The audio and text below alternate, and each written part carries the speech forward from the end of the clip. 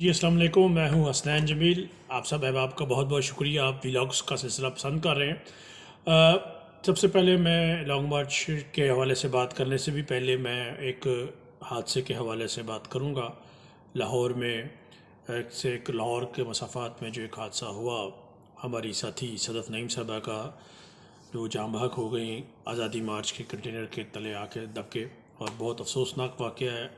میں اور میری وائف جب لاہور میں جرنلزم کرتے تھے تو ان سے اکثر ملاقات ہوتی تھی اور دعا سلام ہوتی تھی۔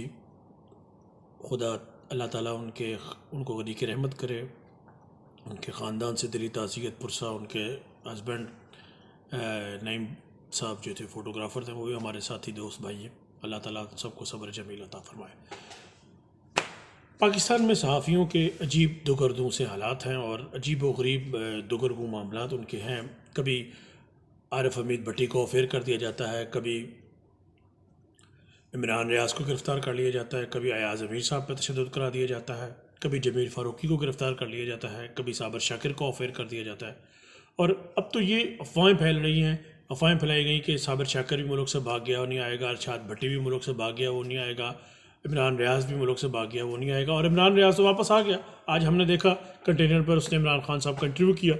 تو ارشاد بھٹی صاحب کے حوالے سے بھی بڑی مستند اطلاعات ہیں کہ وہ ان کے بچے جو تھے وہ بڑے صدمے میں تھے ارشد شریف صاحب کے واقعے کے بعد، ارشد شریف صاحب کی ہلاکت کے بعد، ارشد شریف صاحب کی شہادت کے بعد صدمے میں تھے۔ اور ارشاد بھٹی صاحب اپنے بچوں کو ملک سے باہر سیر کرانے لے گئے اور وہ 2 ہفتوں تک واپس آ جائیں گے۔ یہ ان کے بارے میں اطلاعات ہیں کہ وہ ملک سے بھاگے نہیں ہیں، وہ اپنے بچوں کو، کیونکہ ارشاد بھٹی صاحب کی پرابلم یہ ہے کہ ان کی اہلیہ کا انتقال کچھ عرصہ قبل ہوا، تو وہی اپنے بچوں کی کفالت وہ خود ہی کرتے ہیں۔ تو اپنے بچوں کو اس صدمے کی کیفیت سے نکالنے کے لیے وہ ملک سے باہر گئے ہیں۔ عجیب و غریب حالات ہیں۔ ایف آئی اے متحرک ہوا ہے۔ سینئر جرنلسٹ 78 سالہ چودھری غلام حسین صاحب کو 2003 کے مقدمے میں بٹھا لیا۔ خدا کی پناہ ہے کہ 2003 سے ایک مقدمہ اوپن ہے، اور اس دوران اتنی حکومتیں آئیں اور حکومتیں گئیں، کسی نے چودھری غلام حسین صاحب کو گرفتار نہیں کیا۔ اور کیا اس مقدمے میں کوئی اتنی جان ہے ابھی کہ اب وہ یاد آیا کہ اس لیے کہ چودھری غلام حسین جو ہے وہ آپ پہ تنقید کرتا ہے، آپ کے خلاف باتیں کرتا ہے اور سچ بات کرتا ہے، اس کو بیچارے کو 78 سالہ بزرگ کو، میں ان سے ملا ہوا ہوں۔ ڈاکٹر مبشر حسن صاحب کے پاس جب میں جاتا تھا بیٹھتا تھا تو وہ ڈاکٹر صاحب کے پاس آیا کرتے تھے، اور ڈاکٹر مبشر حسن کو اپنا روحانی استاد کہتے تھے، اور بڑی ان سے 1-2 ملاقاتیں میری چودھری غلام حسین صاحب سے۔ تو 78 سالہ بندے کو اٹھا لیا، وہ اظہر صدیق ایڈوکیٹ صاحب نے ان کی ضمانت کرائی اور اب وہ رہا ہو گئے۔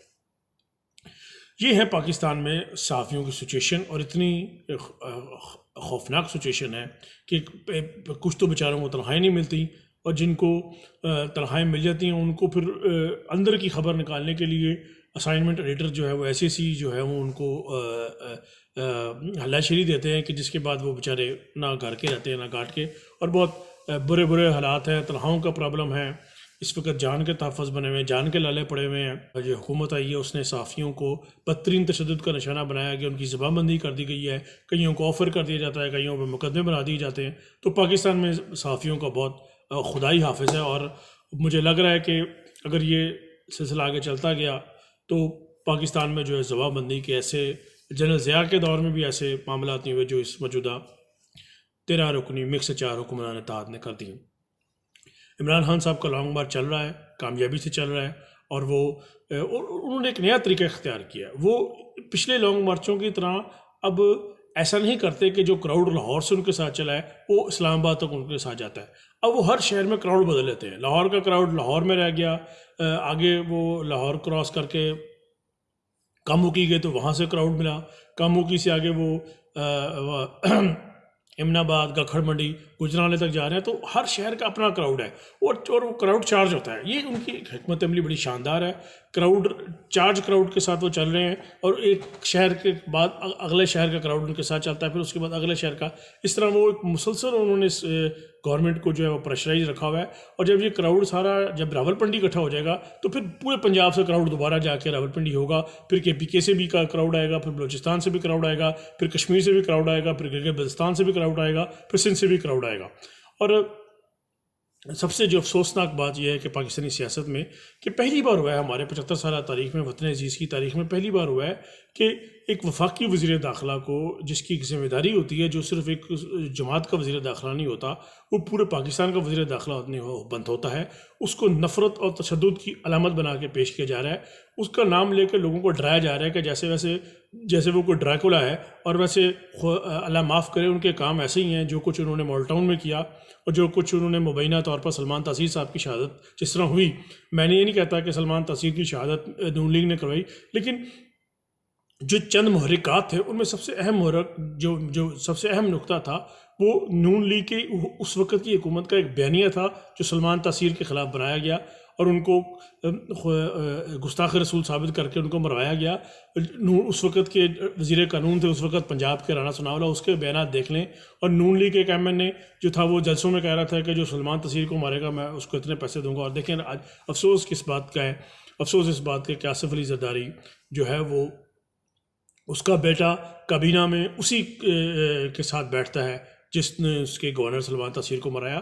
اور جو رانا ثناءاللہ کی اپنی پارٹی کے بارے جو الفاظ ہیں وہ یہی ہیں کہ وہ اپنے ساتھی چودھری عابد شیر علی کے جو والد ہیں وہ کہتے ہیں کہ انہوں نے 18 قتل کیے ہیں. اور اب اس الیکشن میں انہوں نے جو عمران خان نے ان کو مارا ہے فیصل آباد میں، ان کے گھر میں گھس کے مارا ہے، اس میں ان دونوں نے جو ایک دوسرے کو قاتل کرتے تھے ایک سے صلح کر لی. عمران خان اس وقت پاکستان کی سیاست میں ایک سب سے مقبول لیڈر کے طور پر ابھر کر سامنے آئے ہیں، اور میں نے نہیں ایسا دیکھا، میں پہلے بھی اپنے ویلاگ میں کہہ چکا ہوں آپ کو کہ میں نے آج تک ایسا نہیں دیکھا کہ کوئی بھی سیاستدان جو ہے وہ اقتدار سے ہٹنے کے بعد اس قدر پاپولر ہوا ہو کہ اس کو ایسی پذیرائی مل رہی ہو. بے نظیر بھٹو اتنی بڑی سیاستدان تھی، نواز شریف ایک سیاستدان تھا، کبھی اقتدار سے ہٹنے کے بعد ایسی پاپولیرٹی کسی کو نہیں ملی. وہ کراچی سے الیکشن لڑتا ہے جیت جاتا ہے، وہ فیصل آباد سے الیکشن لڑتا ہے جیت جاتا ہے، وہ ننکانہ سے الیکشن لڑتا ہے جیت جاتا ہے، ابھی کل پھر وہ کرم سے جیت گیا ہے، بردان سے جیت گیا ہے، پشاور سے جیت گیا ہے. وہ کس کو نہیں ہرا رہا، وہ پیپلز پارٹی کے بندوں کو ہرا رہا ہے، وہ نون لیگ کے بندوں کو ہرا رہا ہے، وہ فضل الرحمان کے بندوں کو ہرا رہا ہے، وہ اے این پی کے بندوں کو ہرا رہا ہے، وہ سب کو ہرا رہا ہے. اور یہ جو بندے ہراتا ہے وہ ان کو صرف اے این پی ان کو ووٹ نہیں ملتا، وہ ان کے پیچھے 13 جماعتوں کے ووٹ ہوتے ہیں.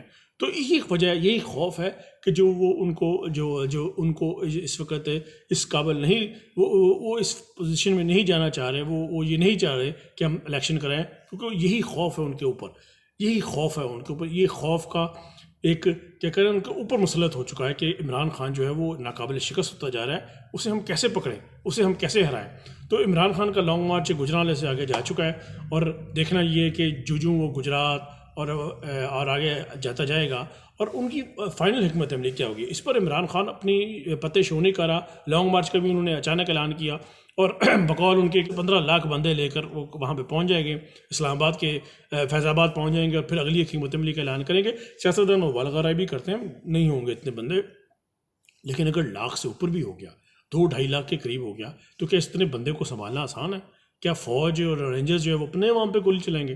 ماضی میں جنرل راحیل شریف نے نواز شریف کو اس وقت کے وزیر اعظم کو انکار کر دیا تھا جب طاہر القادری اور عمران خان دھرنا لے کے آئے تھے کہ ہم اپنے بندوں پر گولی نہیں چلائیں گے. کیا اب دیکھنا یہ ہے کہ اس وقت تو منع کر دیا تھا راحیل شریف صاحب نے کہ ہم اپنی عوام پہ گولی نہیں چلائیں گے، اب جنرل باجوہ صاحب کیسا کریں گے؟ یہ ایک بہت دلچسپ بات ہے. لانگ مارچ کے حوالے سے ویلاگ کا سلسلہ چلتا رہے گا. حسنین جی میری کو اجازت دیجیے، بہت بہت شکریہ.